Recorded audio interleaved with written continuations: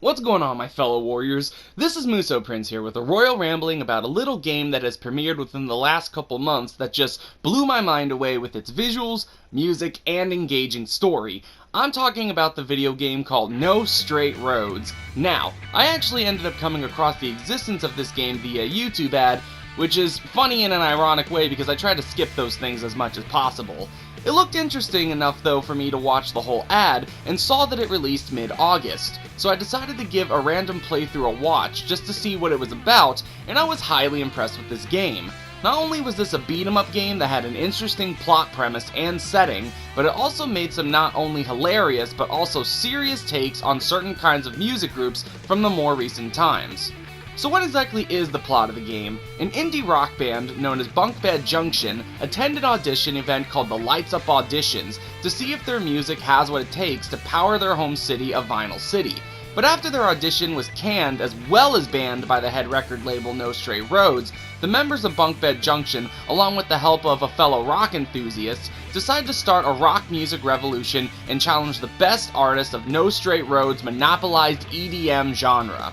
And from then out, it's just an adventure of taking on musically inspired bosses with grand scale set pieces as well as musical compositions that fit the genre these artists perform. And speaking of these compositions, these are some of the most interesting and hyped music tracks I have ever heard. Listen.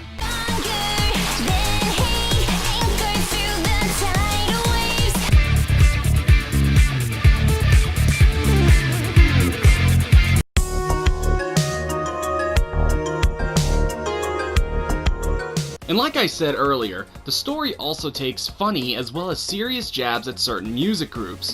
One of the examples of this was taking a jab at the virtual idols. The game stand-in of that music crowd, Sayu, is your typical Japanese-produced cutesy AI idol that was created thanks to the brilliant talents behind her, specifically in this game being the voice of Sayu, Sayu's mocap, her coder, and her artist. One of the funny jabs with Sayu was poking fun at the more die-hard fans of virtual idols who actually consider these AIs as real people.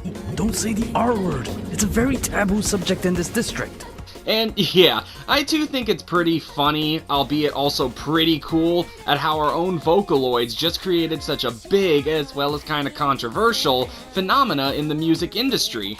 And one of the more serious takes is actually towards the people behind Sayu and NSR, mirroring something that actually I rarely ever see in our real-life society, at least as far as I've experienced. And that's of course the people who worked hard to create these virtual idols, with the game actually doing a nice little nod and semi-shout-out through Mayday to the people who created AI idols like Hatsune Miku. You guys are quite a talented bunch. And they continue this kind of humorous but serious formula as well, with the egotistical DJs, the mother-controlled prodigy pianists, and the literal robotic boy bands. It's just something that's done in a video game that I've never really seen done from this angle and topic. And speaking of something that's been also done well, it's the blending of the game's multiple music genres during these high-octane and visually pleasing boss fights.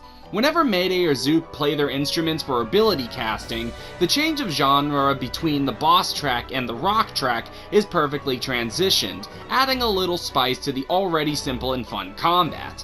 And the more the fight goes on, you can actually hear the shift in genre changing to rock as you're winning the fight, and it's shown to you as well via a music gauge that's at the top of the screen, present with every boss fight.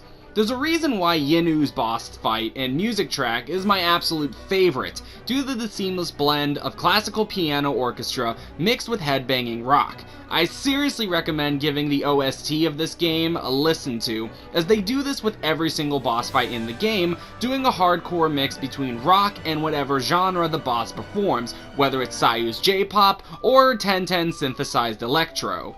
Backing up No Straight Road's pleasing gameplay and stellar soundtrack is also a very dialogue-driven story as well, that makes you like not only the members of Bunk Bed Junction, but also the EDM bosses that you're kicking the crap out of. And as for the ending's message, well, I'm not going to say any more than that, as I highly recommend you either play the game or watch a full playthrough of it, since the ending message is really meaningful to music fans, and makes you appreciate why we all like the kind of music we like in the first place, despite some of us liking different genres. With that left for you all to think about, I do hope that you guys end up checking out No Straight Roads, as well as enjoyed this little royal rambling, and I hope to see you all in the next one. Later, guys!